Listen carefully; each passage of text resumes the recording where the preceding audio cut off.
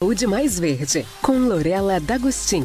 Apoio Cultural, Nutri Extratos.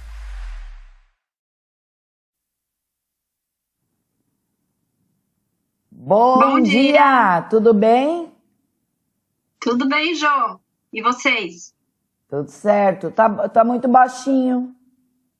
Tá baixinho? Baixinho o som da Lorela pra mim. Pra mim tá ok aqui. Dá uma olhada aí, Kevin. Por favor. Vai falando aí, Lorela, pra eu ver como é que tá. Olá. Oi? Melhorou? Pode falar. Jô, Oi. tá ouvindo bem? Tô ouvindo baixinho. Ô, Kevin.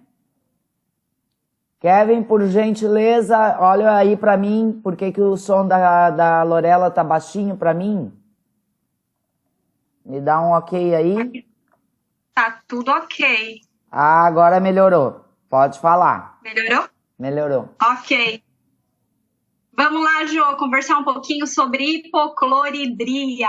Ô, que nome difícil, né? Nome difícil. Mas os sintomas são bem conhecidos de muita gente, sabia? Não sabia, quero aprender. Isso. Será que alguém reclama aí de azia, digestão lenta, fica assim, almoça, a comida fica assim pesada, parada no estômago, arrotando, 4 horas da tarde tá arrotando o almoço ainda, né? É isso O que aí? será que pode ser isso? Pode ser falta de ácido no estômago, que é a hipocloridria, que é a falta de ácido clorídrico, né? Que é o que o nosso estômago produz no suco gástrico. O nosso suco gástrico, ele é composto por enzimas digestivas e o ácido clorídrico, né? E quando a gente tem falta de ácido clorídrico, a gente pode ter todos esses sintomas. Entendi. Então, além disso, pode trazer estufamento, pode dar dor, né? Principalmente após as refeições. Geralmente, quem tem um nível de ácido alto, quando come, sente muita azia, quando se alimenta, alivia, né? Aquele desconforto no estômago. E quem tem a baixa produção de ácido clorídrico é ao contrário. Quando se alimenta, fica ruim, justamente porque não tem o ácido ali no estômago para auxiliar na digestão, né?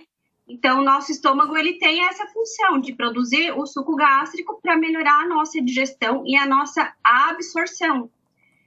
E o suco gástrico, o ácido clorídrico, que faz parte do suco gástrico, ele tem várias funções, inclusive a função antisséptica.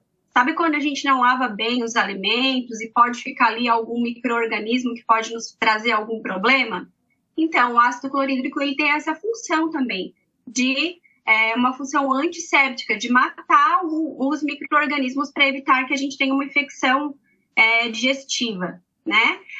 Outra coisa, quando a gente tem uma produção normal de ácido clorídrico, quando o alimento chega ali e vem o ácido clorídrico aumenta no nosso estômago, também abre a válvula pilórica, que é aquela válvula que liga o estômago para o intestino. Então, quando nós não temos o ácido clorídrico suficiente no nosso estômago, essa válvula não abre. E aí aquela sensação de que a comida fica parada.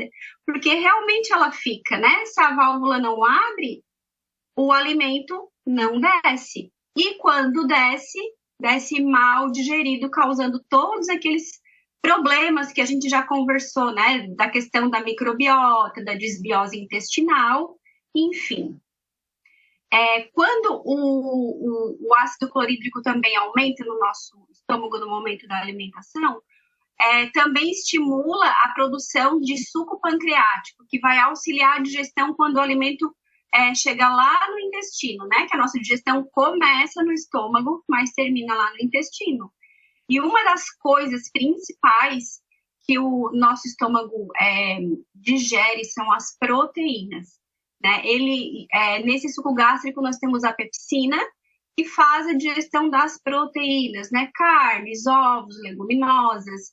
Então, quando alguém sente que comeu carne, né? Ou aquelas pessoas até que exageram na carne, não ficou bom, não caiu bem, então já tem que prestar atenção como que anda a produção de ácido no estômago. E existem várias causas, né? As mais comuns é a má alimentação, é quando tem algum alimento que nós somos intolerantes ou temos alergia e ainda assim a gente insiste em comer. Comer demais também, né? Porque daí haja ácido para dar conta de toda essa comida que a gente está ingerindo. Não mastigar bem os alimentos e o uso de alguns medicamentos, como anti-inflamatórios e antibióticos. Mas aí entra também, Jo, aquilo que a gente já conversou várias vezes aqui, o uso crônico dos prazóis, né? Da família ali do omeprazol, enfim.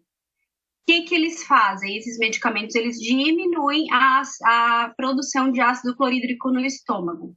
Muitas pessoas precisam realmente de fazer uso dos prazóis, justamente porque tem ali uma gastrite, uma úlcera, às vezes causada justamente pelo excesso do ácido clorídrico, ou da bactéria H. pylori, por exemplo, né? Então, sim, é necessário, por um período de tratamento, fazer a utilização desses medicamentos. Mas muitas pessoas têm esses sintomas que eu comentei e imaginam que o omeprazol vai fazer uma proteção no estômago e vai melhorar. Ele só mascara os sintomas, na verdade, porque ele só piora a situação, tá? A ação do omeprazol é diferente do que a maioria das pessoas falam, que faz uma proteção no estômago. Não, ele não faz uma proteção no estômago. Ele faz com que as nossas células do nosso estômago não produzam ácido clorídrico, tão importante para a nossa digestão.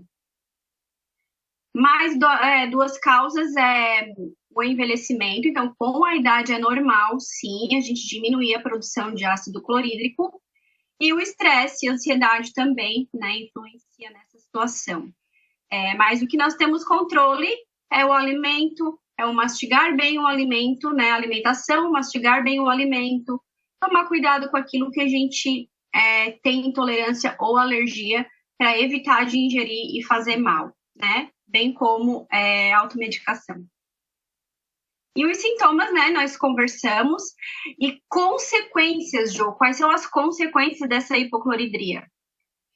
Além de todos esses desconfortos, de desbiose intestinal, enfim, ela provoca má absorção de vários nutrientes, inclusive magnésio, zinco, vitamina B12, e dá toda aquela sensação de cansaço, de falta de energia, de lentidão, tireoide que não funciona bem, arritmias cardíacas e várias outras situações que a gente pensa ser outros motivos, mas pode estar ligado, sim, a uma baixa produção de ácido clorídrico no estômago. Consequentemente, a gente não tem a absorção desses nutrientes tão importantes, né? Às vezes até uma questão de depressão. O cálcio também não é bem absorvido, então pode ter por consequência aí uma osteoporose, problemas musculares, né? Até mesmo de coagulação sanguínea. Então, é bem importante que, quando a gente tem esses sintomas, a gente procure entender o motivo disso, a gente procure mudar os nossos hábitos, se persistir, procurar um profissional da saúde para verificar se realmente essa azia, por exemplo, que está sentindo é pelo excesso de ácido ou tem outros sintomas associados que pode levar a uma baixa de ácido clorídrico, né? E a gente precisa fazer mastigar bem os alimentos, a gente precisa evitar o uso crônico de antiácidos. Aí eu não digo só o omeprazol, mas também aqueles efervescentes, né? Sachêzinhos ali efervescentes que a gente toma quando sente alguma coisa. Se for de vez em quando tem uma azia, alguma coisa, tudo bem, mas o uso crônico ele não é aconselhado, tá? A gente pode incluir na nossa alimentação o gengibre, a pimenta, para quem pode, e o alecrim, que eles ajudam bastante na produção do ácido clorídrico, e fazer suplementações, né? Nesse caso de magnésio, de cálcio, O magnésio, principalmente, auxilia bastante nessa questão. E a vitamina B12, né? Vitamina A, vitamina B1, B5, todas essas auxiliam também o nosso estômago a se regenerar e trabalhar da forma correta. Muito bem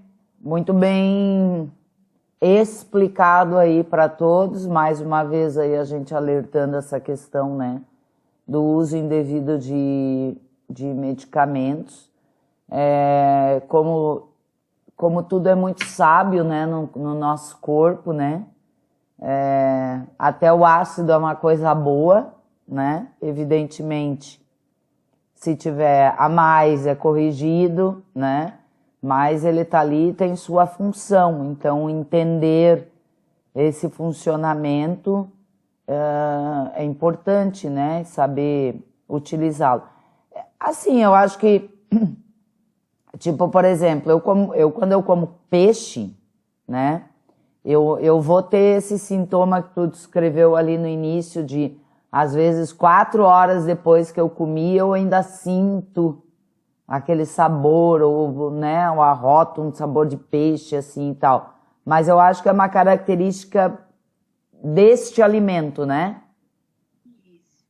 Justamente, até mesmo quando a gente toma cápsula de ômega 3, cápsula de alho também, né?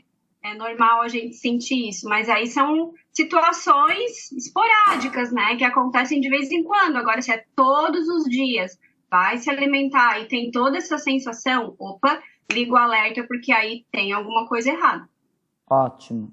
E no caso aí de quem faz o uso do omeprazol, porque é comum, é bem popular a gente escutar que a pessoa diz assim, ai, eu tomo omeprazol que vai me proteger da azia. E, na verdade, né, tá te impedindo, de repente, de descobrir, né, talvez alguma coisa que realmente você tem, que você pode se tratar e ponto final, né? E não ficar ali dependente. Eu não sei de onde que surgiu essa coisa de dizer que eles protegem o estômago, eles fazem, já vi pessoas dizendo, ele faz uma camada protetora do estômago. Não, o mecanismo de ação deles é não deixar o seu estômago produzir o ácido, tão importante para fazer a digestão, né?